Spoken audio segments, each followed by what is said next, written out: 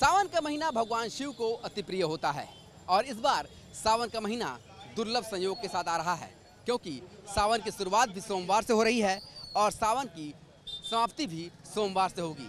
ऐसे में माना जा रहा है कि सावन का महीना इस बार एक खास संयोग के साथ आ रहा है और ख़ास तौर पर सावन के इस महीने में बाबा को जो प्रसन्न करता है उसे मनोवांछित फल तो मिलते ही हैं, साथ ही भगवान शिव का असीम आशीर्वाद भी प्राप्त होता है।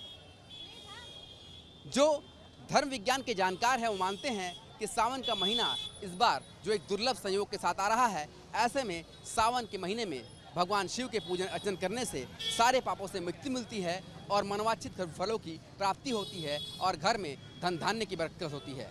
और इस बार सावन का महीना चूँकि बेहद खास है, तो ऐसे में सावन के महीने में भगवान शिव को प्रसन्न करने का ये बेहतर अवसर लोगों को मिलने जा रहा है।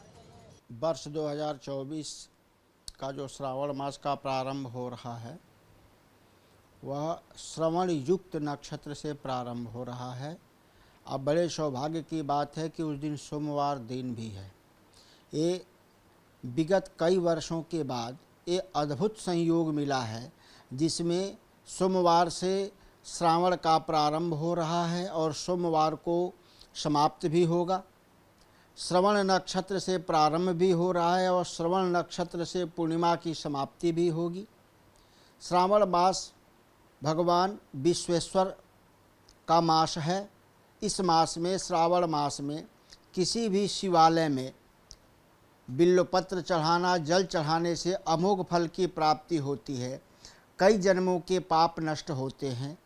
जो भी व्यक्ति जहाँ पर शिवालय नहीं है वहाँ पर व्यक्ति मिट्टी का पार्थिवार्चन करके, मिट्टी का शिवलिंग बना करके यदि बिल्वपत्र और पुष्प, धतूर, भांग चढ़ाता है तो वो भी ज्योतिर्लिंग के दर्शन करने के फल के बराबर होता है। श्रावण मास में पार्थिवार्चन का बहुत बड़ा महत्व है, इसीलिए हमारे यहाँ धर्मशास्त्र में पार्थिवार्चन के लिए बहुत सारी विशेषताएं बताई गई हैं। यह श्रावण मास में एक समय भोजन करना बहुत पुण्य का काम है। जो भी व्यक्ति श्रावण मास का व्रत रहना चाहता है मास पर्यंत, वह केवल एक समय भोजन करे, भगवान शिव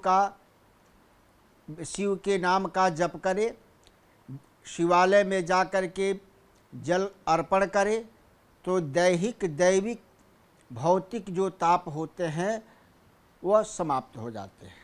गुरुजी, इस बार सावन सोमवार शुरू हो रहा है, सोमवार खत्म हो रहा है जी। इस बार अद्भुत संयोग है कि सोमवार को ही श्रावण मास का प्रारंभ हो रहा है और सोमवार को ही श्रावण मास की समाप्ति भी हो रही है और श्रवण नक्षत्र से युक्त भी।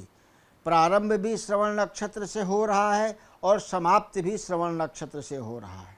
इसका क्या खास महत्व होता है? नक्षत्र और वार का जब संयोग मिलता है तो एक बहुत महापुरुष योग बनता है।